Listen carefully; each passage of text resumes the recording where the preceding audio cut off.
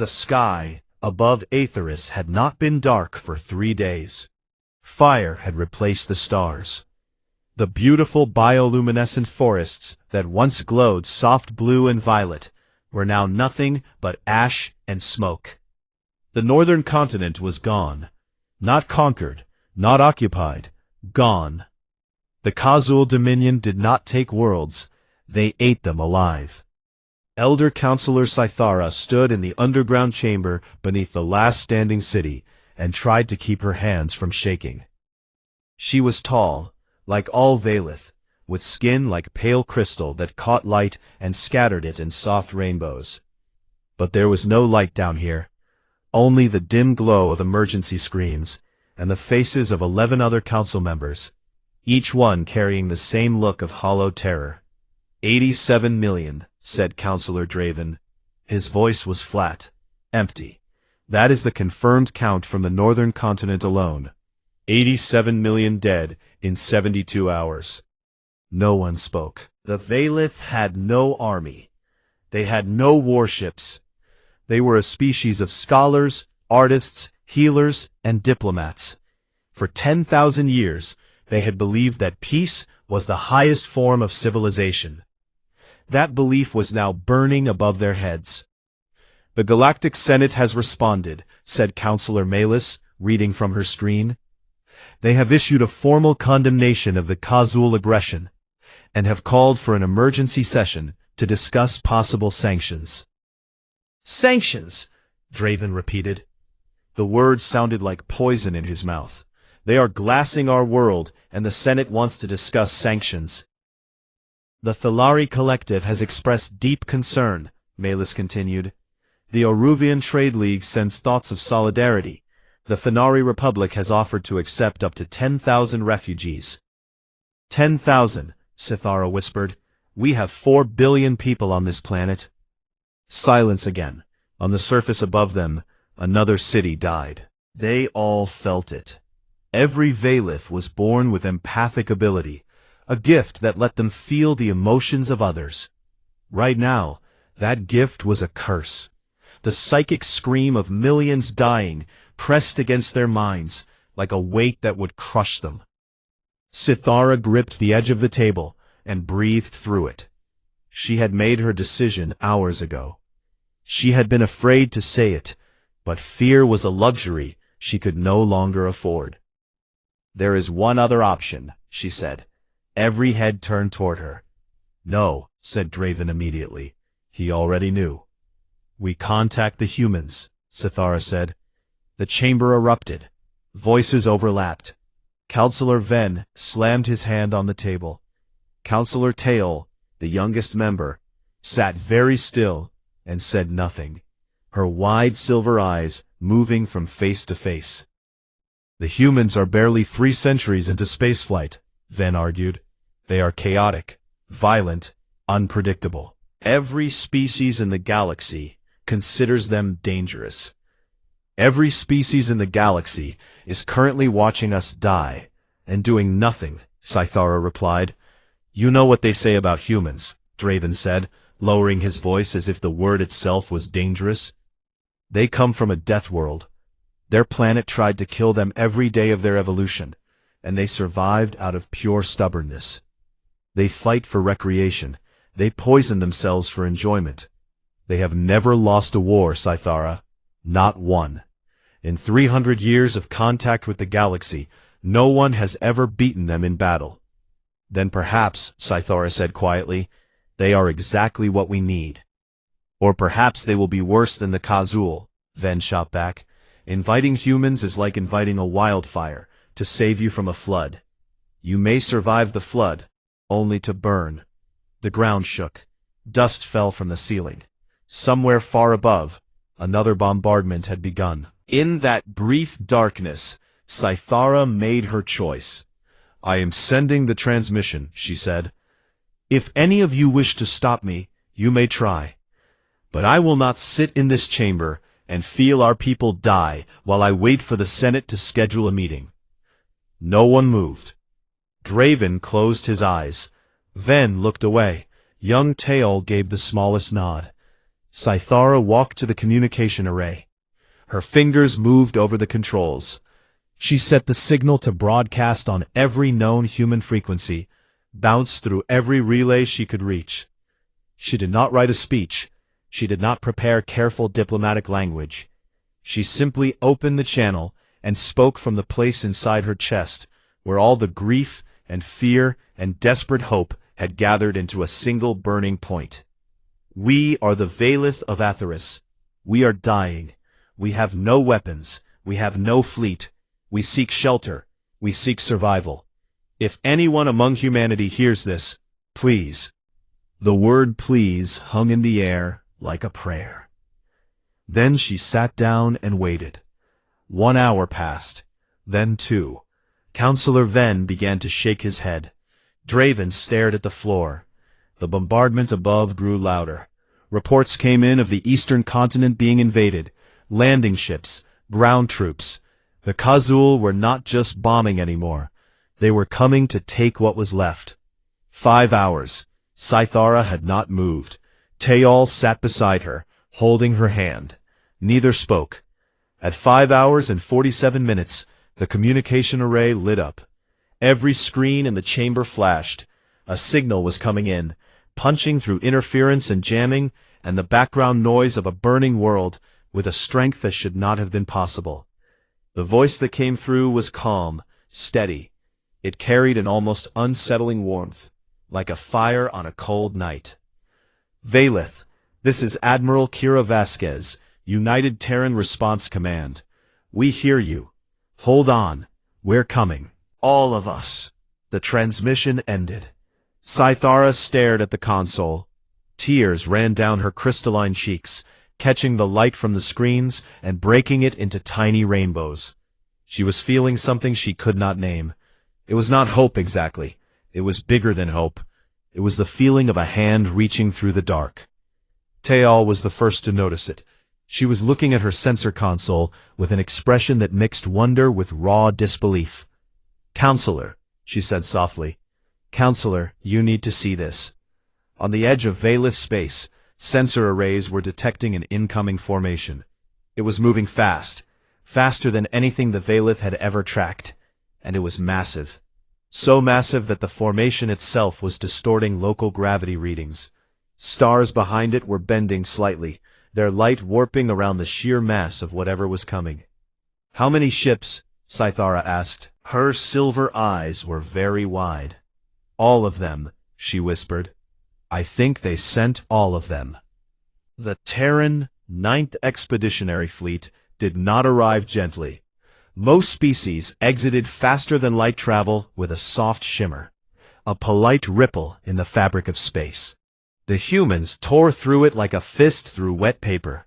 Reality cracked open above Aetheris with a sound that every ship in the system heard through their hulls. A deep, violent boom that set off every alarm the Khazul had. Warlord Kethon stood on the command deck of his flagship, the Devourer of Worlds, and watched his tactical display light up with contacts. Dozens, then hundreds, then more. The formation that poured through the rupture in space was enormous. Battlecruisers, destroyers, carrier groups, support vessels, and at the very front, leading the entire fleet like a blade pointed at the Dominion's heart, was a single dreadnought, so large it barely fit on the tactical screen. The TRS Unconquered. 4 kilometers of scarred metal, blackened armor plates, and battle damage that had been repaired so many times the hull was more patched than original. Along its side, someone had painted a grinning human skull wearing what appeared to be a crown. Beneath it, in bold letters that could be read from orbit, were the words, "Still here." Kethon had conquered 47 worlds. He had broken species that had fought among the stars for millennia. He studied the approaching fleet and felt nothing but contempt. His intelligence files described humans as a minor predator species with irrational aggression patterns and a short spacefaring history. He opened a channel.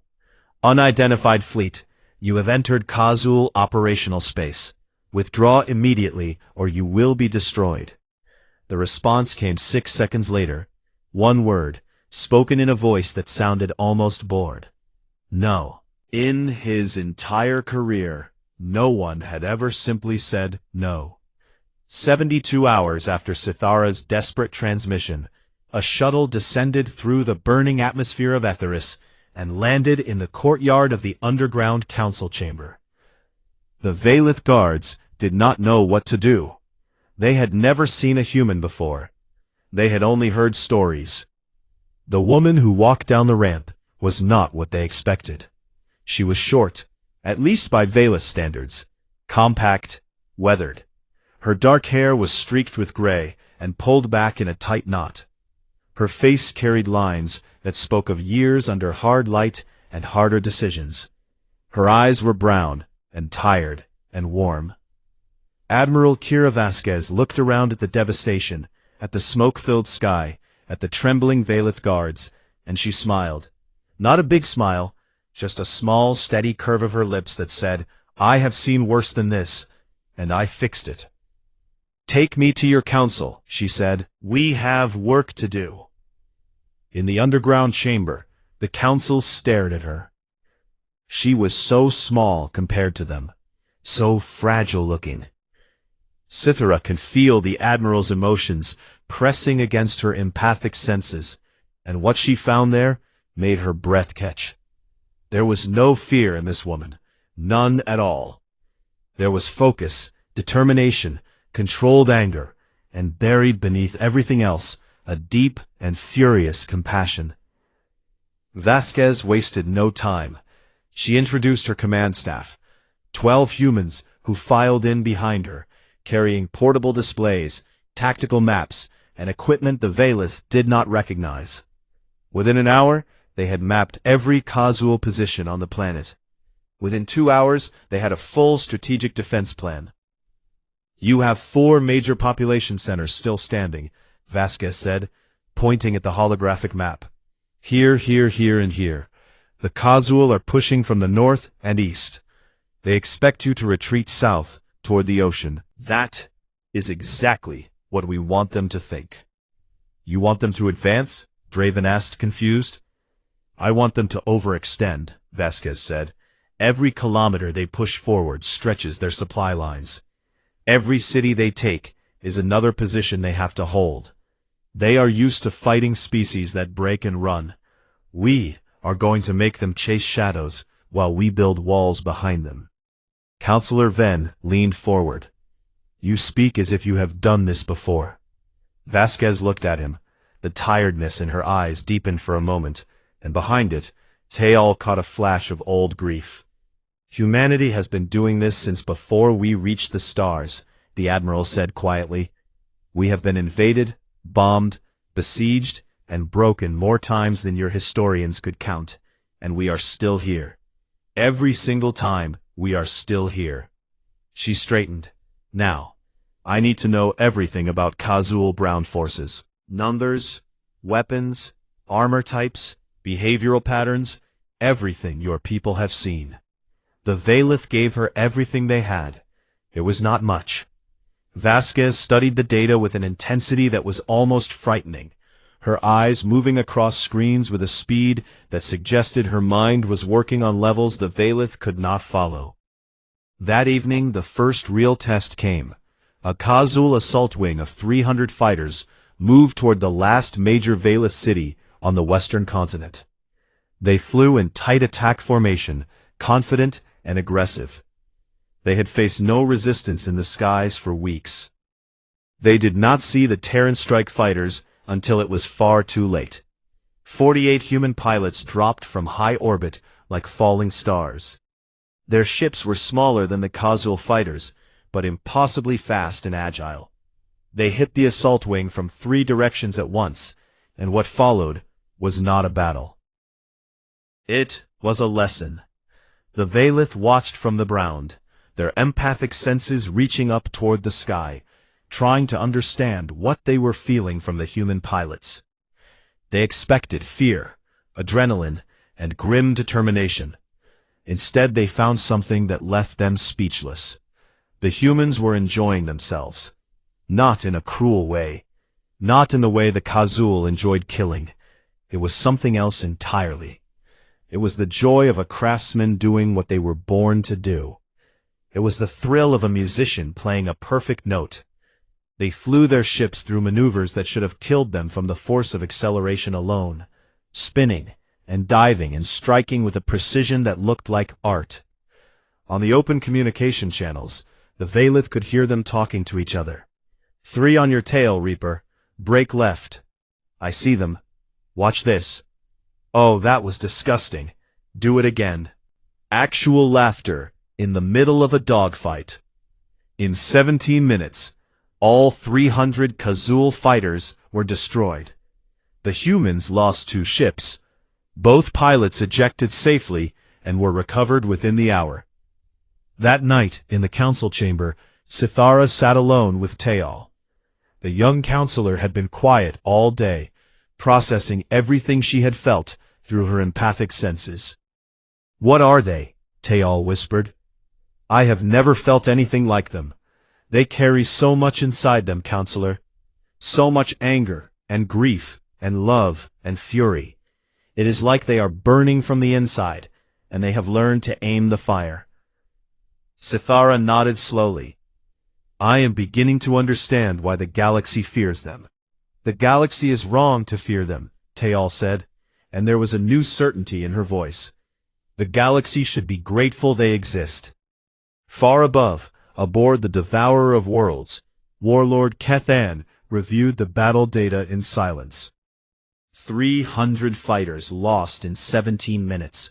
His tactical officers offered explanations. Surprise, superior positioning, lucky conditions. He dismissed them all. He stared at the recordings of human pilots laughing as they flew through impossible turns. And for the first time in his long career of conquest, something cold and unfamiliar settled at the base of his skull. It was a feeling that had no name in the Kazul language, because the Kazul had never needed a word for it. 2 weeks after the first human warship had torn through the sky above Aetheris, a second fleet arrived. The Vaylith braced themselves for more dreadnoughts, more fighters, more weapons of war. Instead, they got something that confused them far more than any battleship ever could. The ships that dropped out of faster-than-light travel were massive, but they were not warships. They were transports, cargo haulers, mobile factories, construction platforms, and they were painted bright orange. The Terran Humanitarian Engineering Corps, known simply as the Builders, announced their arrival with a short message on all frequencies. "Tech, reporting for duty. Point us at the mess." Within hours, thousands of humans poured onto the surface of Aetheris. They wore heavy work suits instead of armor. They carried tools instead of weapons. They looked at the devastated landscape of a dying world and rolled up their sleeves. Sithara watched from the entrance of a refugee shelter, as a human woman, the size of a Vaylith child, directed a team of 40 engineers and a swarm of construction drones, with the casual authority of a general commanding an army. Prefabricated habitat modules were unloaded from transport ships, snapped together like puzzle pieces, and sealed against the atmosphere in hours. Water purification systems hummed to life. Power generators kicked on. Hydroponic growing chambers were assembled, seeded, and producing food before the day was over. By the end of the first week, a city stood where there had been nothing but scorched earth. Not a camp, not a temporary shelter, with streets, and lighting, and medical facilities, and even, to the complete bewilderment of the Vaylith, a school. "Why a school?" Sithara asked the lead builder, a broad-shouldered man named Chief Engineer Marcos Delgado, whose arms were covered in tattoos and whose smile never seemed to fade no matter how many hours he worked. "Because you have kids here," Delgado said, as if this were the most obvious thing in the universe. "And kids need normal. They need routine. They need a place where the world makes sense, even when everything outside is broken. Trust me, counselor. The school matters more than the walls." Sithara stared at him. She had lived for over 200 years. She had studied dozens of species across the galaxy. and she had never, in all that time, encountered a species that built schools in the middle of a war zone. The Valith refugees were terrified of the humans at first. They had heard the stories, Deathworlders, predators, dangerous. But the fear did not last long. It is difficult to be afraid of someone who carries your elderly grandmother on their back for 2 kilometers because the transport broke down. It is hard to fear a species whose medics refuse to sleep for 30 hours straight because there are still patients waiting. It is impossible to hate someone who sits in the dirt with your crying child and makes funny faces until the child laughs. Tael spent most of her time among the humans now, using her empathic gifts to help coordinate between the two species. Every day, she discovered something new about them that amazed and confused her. She watched a human soldier, a young man who had killed 11 Khazul fighters in aerial combat, sit beside a Valith child who had lost her family in the northern bombardment. He did not speak. He simply sat with her. When the child finally reached for his hand, he held it gently, and Tael felt the wave of emotion that moved through him. Grief, anger, a fierce protective love for a child he had never met before that day. She approached a human medic one evening, a woman named Reyes, who had been working for 19 hours without a break. Tael reached out with her empathic senses, and what she found inside the medic nearly knocked her off her feet. It was like standing next to a star. The sheer density of emotion inside this one small human was overwhelming. Rage at the Khazul, exhaustion that went down to the bone, stubborn refusal to stop, love for every single patient she had treated, fear that she was not fast enough, joy at every life she saved, grief for everyone she lost. All of it existed at the same time, spinning inside her like a storm that had learned to build instead of destroy. "How do you survive feeling so much?" Tael whispered. Reyes looked at her with bloodshot eyes and smiled. "We do not survive it. We use it." Behind the front lines, in the territories the Khazul had already taken, something quieter was happening. Human intelligence operatives had linked up with small groups of Valith who had refused to flee. Together they were building a network. Tunnels, hidden passages, secret routes that ran beneath the occupied zones like veins beneath skin. The builders constructed these tunnels in silence, often working through the night, masked from Khazul's sensors by technology the Valith did not understand. Through these tunnels, thousands of Valith civilians were smuggled out of occupied territory. Families who had given up hope woke in the middle of the night to find a human hand reaching through a hidden door. A quiet voice saying, "Come with me, we are getting you out." Warlord Kethon knew something was happening. His occupation forces reported a steady decrease in the civilian population of conquered areas. People were vanishing. His soldiers searched for the tunnels and found nothing. The humans had built them too well. Then, 5 weeks into the war, Kethon decided he had been patient enough. The refugee cities the humans had built were an insult. They sat on his conquered territory like a challenge, growing larger every day. He gathered his ground forces and launched a massive offensive, aimed directly at the largest human-built city, the one the builders had named New Dawn. 20,000 Khazul soldiers advanced across the plain toward New Dawn. Armored vehicles, heavy artillery, air support. It was the largest ground assault of the entire campaign. Kethon expected the city to fall in hours. The city did not fall. Admiral Vasquez had known this attack was coming. She had known it from the first day the builders had started construction. Every wall, every street, every building in New Dawn had been designed with one hidden purpose. The refugee city was not just a city. It was a fortress. When the Khazul reached the outer perimeter, the ground itself turned against them. Buried defense systems activated. Energy shields snapped into place around civilian shelters. Automated turrets rose from what had looked like water towers. The streets became kill zones. The buildings became bunkers. Even the school had reinforced walls, capable of withstanding orbital bombardment. The Kazul assault broke against New Dawn like a wave against a mountain. In 6 hours of brutal fighting, they lost 8,000 soldiers and every armored vehicle they had brought. They retreated in chaos, leaving their dead behind.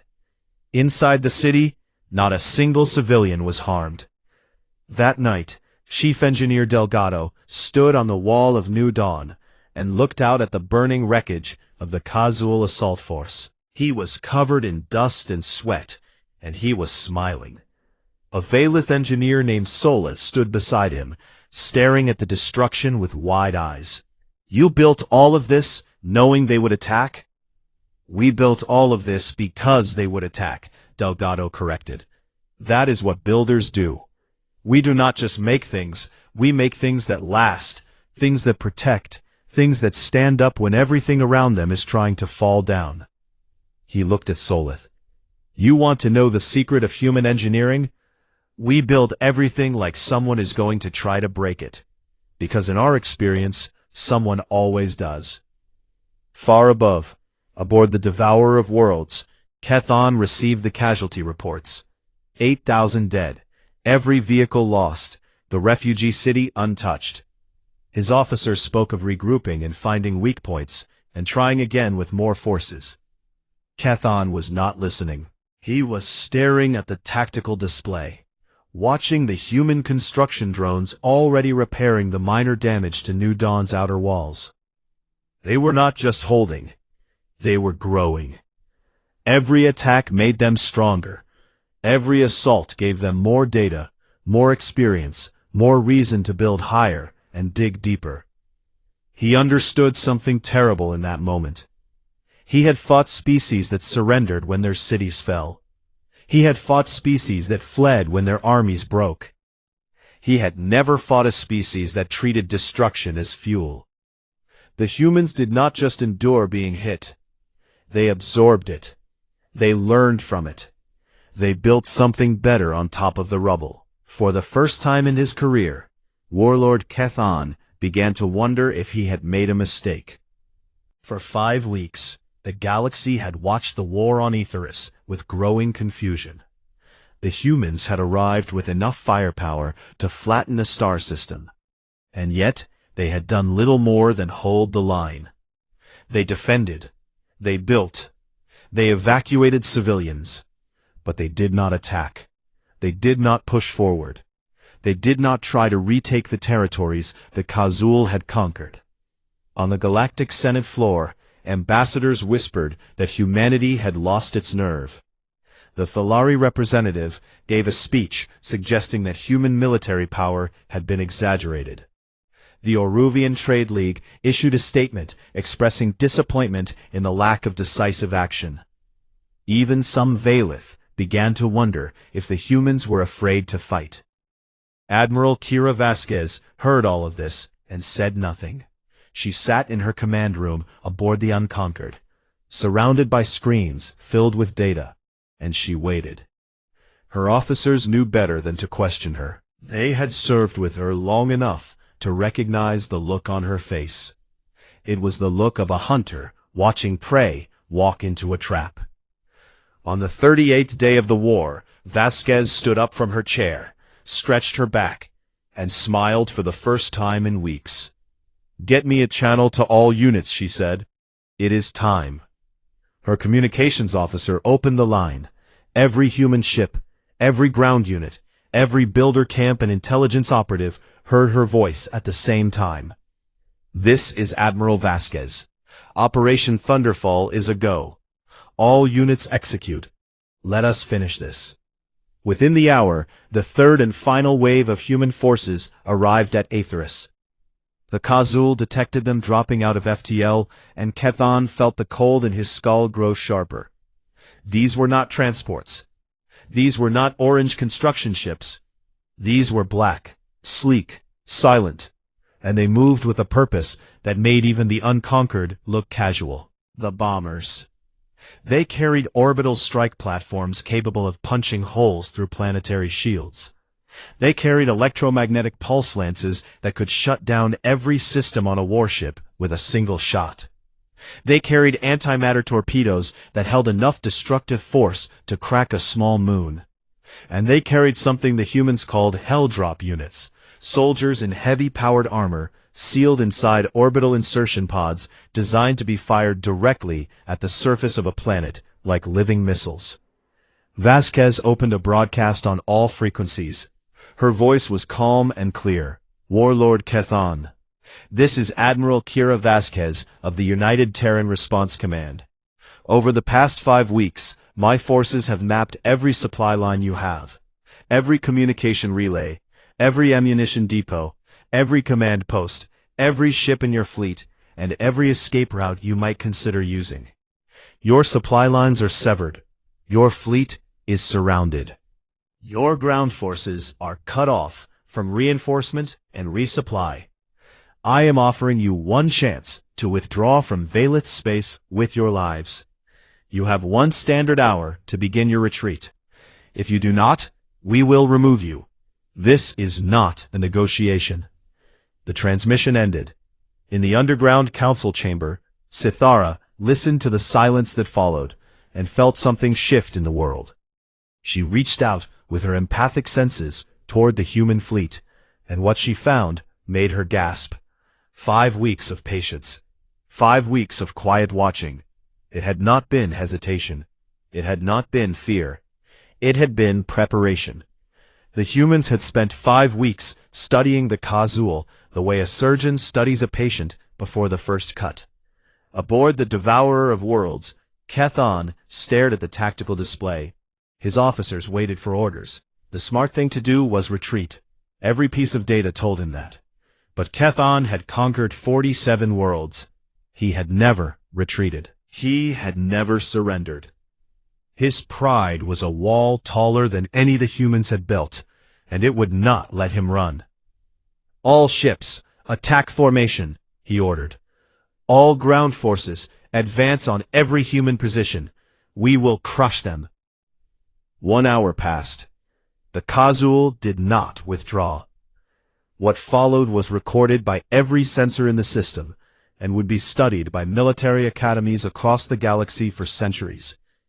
Later historians would call it the 6-hour war.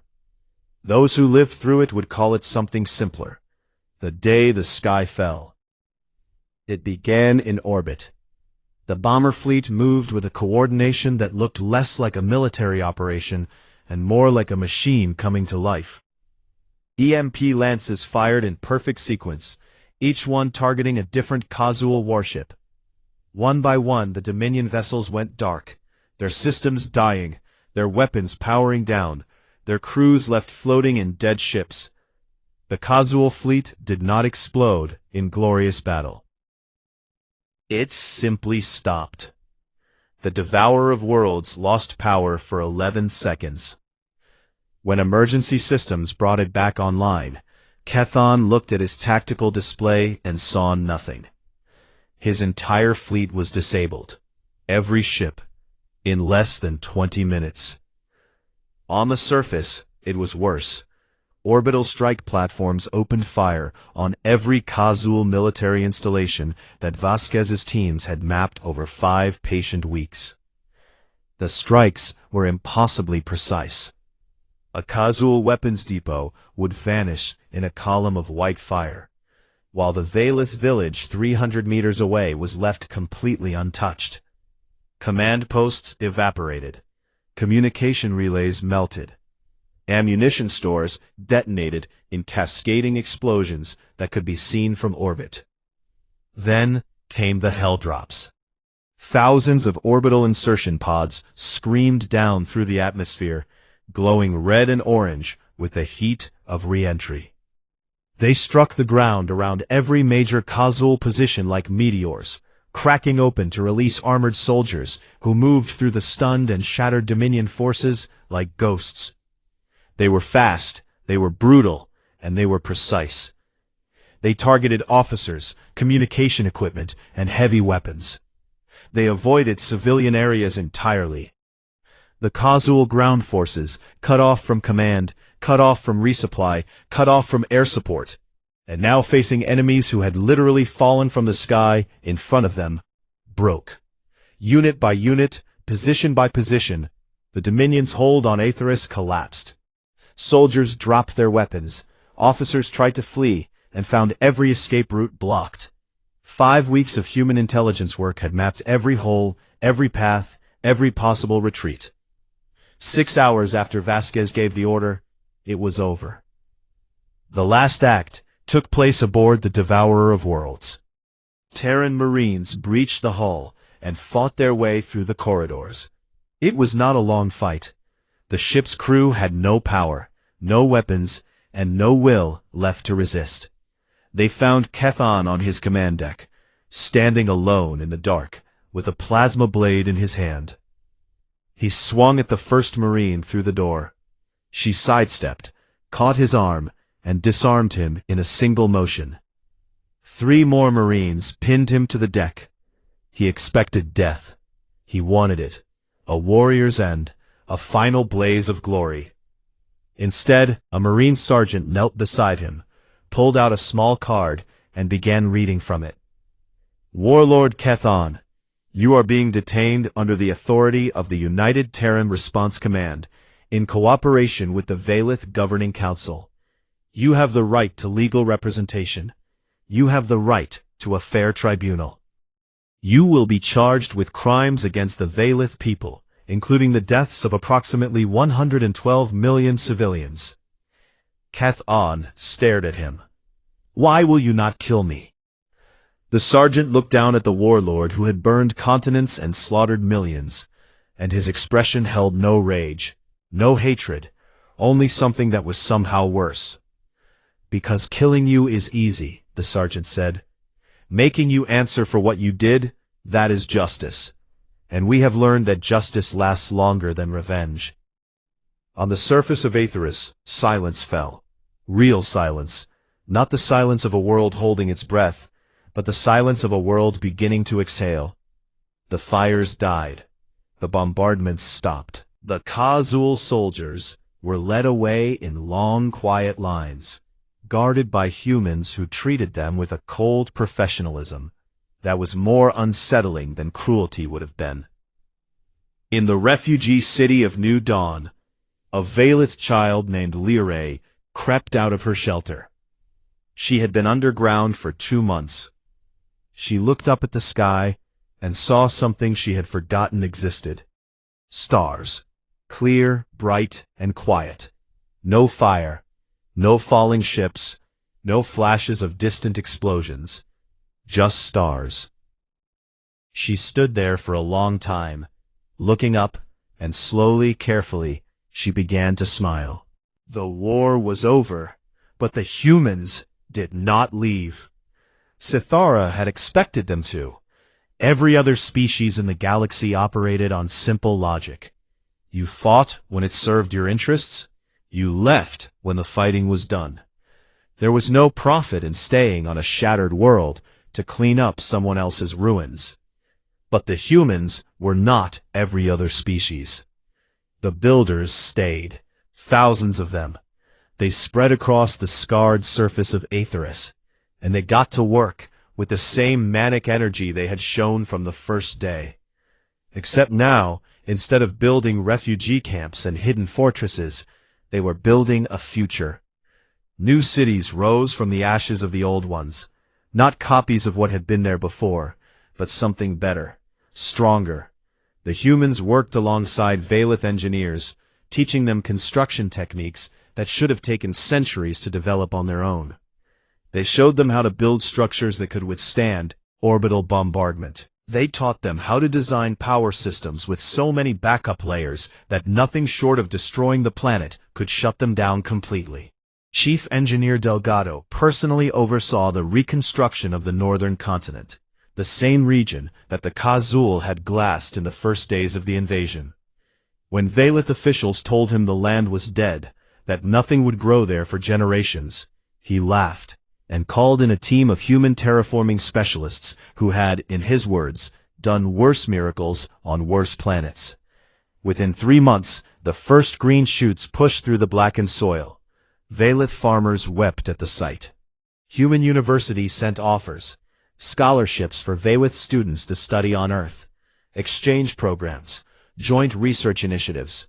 A team of human doctors worked with Valith healers to develop medical techniques that blended human surgical precision with Valith empathic healing abilities. The results were better than either species could have achieved alone. Slowly, carefully, the Valith began to heal. Not just their world, themselves. The rest of the galaxy was not healing. It was panicking. The 6-hour war had sent shockwaves through every capital, every council chamber, and every military headquarters in known space. The Khazul Dominion, a military power that had terrorized dozens of species for centuries, had been dismantled in less than a single day by a species most of the galaxy still thought of as reckless newcomers. The Fellery Collective, the same government that had offered nothing but deep concern while the Valith were dying, sent a diplomatic inquiry to Earth. Their ambassador, a tall insectoid being named Counselor Vreth, sat across from the human ambassador and asked the question that every species in the galaxy was asking. Why did you help them?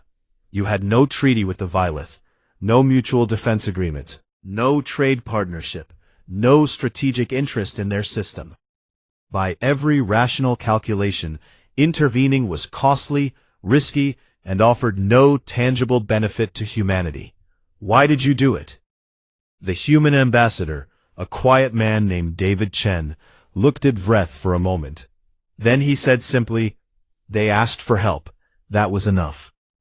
The Thalari diplomats stared at him. Records from the meeting indicate that Vreth did not speak for 11 minutes after that response. When asked later about the long silence, Vreth said only, "I was trying to determine if he was lying. He was not. That was what frightened me." 6 months after the liberation, Elder Counselor Sithara stood before the Galactic Senate. The Great Chamber was full. Every species with a seat had sent representatives. Many had sent their heads of state. They all wanted to hear what the Valith had to say. Sithara looked out at the assembled faces and felt a strange calm settle over her. She had spent months thinking about what to say. In the end, she chose to speak plainly. "When the Khazul came to our world," she began, "we sent a distress call to every species in this chamber. Most of you responded with words, beautiful words, carefully crafted words of sympathy and concern and solidarity. Your words were very well written. They did nothing to stop the bombs." The chamber was silent. One species responded differently. They did not send words. They sent commanders who studied our enemy and built a strategy to defeat them. They sent builders who raised cities from ash and smuggled our children to safety through tunnels they dug with their own hands. They sent bombers who ended a war in 6 hours with such precision that not a single civilian was harmed in the final assault. She paused. Her crystalline skin caught the chamber lights and scattered them in soft rainbows. "But that is not what I came here to tell you. I came to tell you about the things that are not in the military reports. I came to tell you about the human soldier who carried my grandmother 2 kilometers on his back because the transport vehicle was full.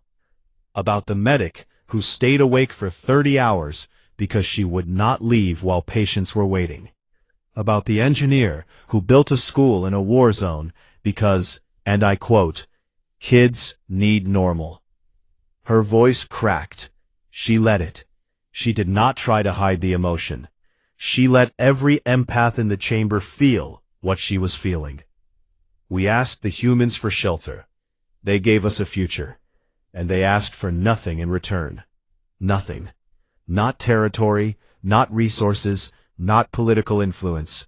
The only thing Admiral Vasquez requested before she left was permission to plant a garden at the site of the first refugee city. A garden on a world she had helped save from extinction. The only thing she wanted was to plant flowers." She straightened and let her voice carry across the great chamber. I do not tell you this to shame you. I tell you this because you need to understand what you are dealing with. Humanity is not what you think. They are not simply dangerous. They are not simply aggressive. They are something far more extraordinary. They are a species that will cross the galaxy, spend their treasure, risk their lives, and bleed for people they have never met, for no other reason than because those people were in pain and asked for help. If that does not terrify you, it should, because there is nothing in this universe more powerful than a species that fights not for conquest, but for compassion. The chamber remained silent long after she finished. Before the last human ships departed Aetheris, Admiral Vasquez came to see Cythara one final time. They met in the garden Vasquez had planted, a small patch of green in the courtyard of New Dawn, filled with flowers from both Earth and Aetheris, growing side by side. Vasquez looked tired, more tired than Cythara had ever seen her. The war was over, but the Admiral carried it in her bones. She sat on a bench among the flowers and looked up at the sky. The galaxy thinks we are dangerous because we fight, Vasquez said quietly, but that is not why we are dangerous. We are dangerous because we care, and there is nothing in this universe more terrifying than a species that will burn down the stars themselves to protect someone who asked for help. She looked at Cythara. Take care of your people, counselor.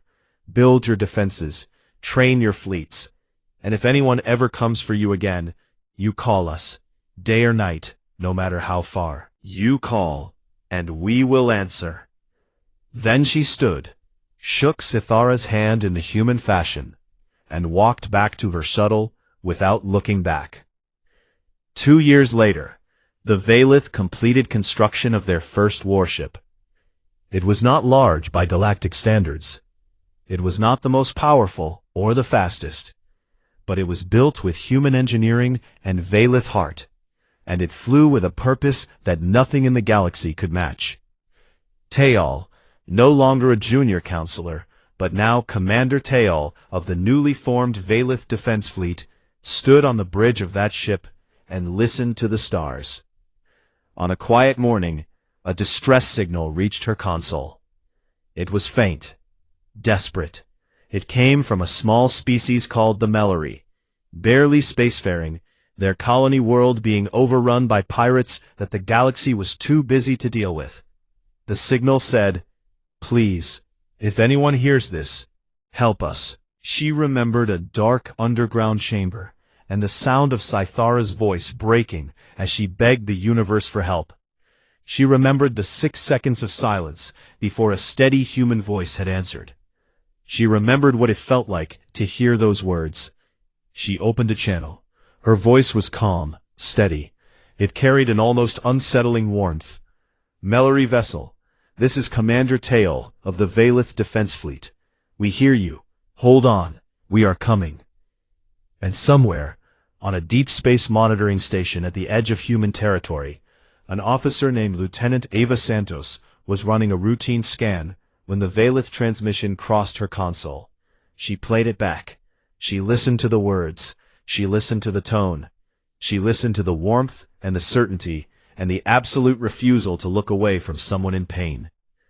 Santos leaned back in her chair. Her eyes were bright. A smile spread slowly across her face. The kind of smile that held pride and love, and the quiet satisfaction of knowing that something you gave to the world had taken root and grown. "That is our girl," she whispered. Outside the station window, the stars burned on. Quiet, patient, waiting. And across the galaxy, wherever something small and frightened sent a cry into the dark, there was now one more voice ready to answer. The humans had taught the Valith many things. How to build walls that would not fall. How to fight wars that could be won. How to heal wounds that seemed beyond healing. But the greatest lesson was the simplest one. The one that needed no engineering, no weapons, no strategy. Someone asks for help. You answer. That was enough. That was always enough.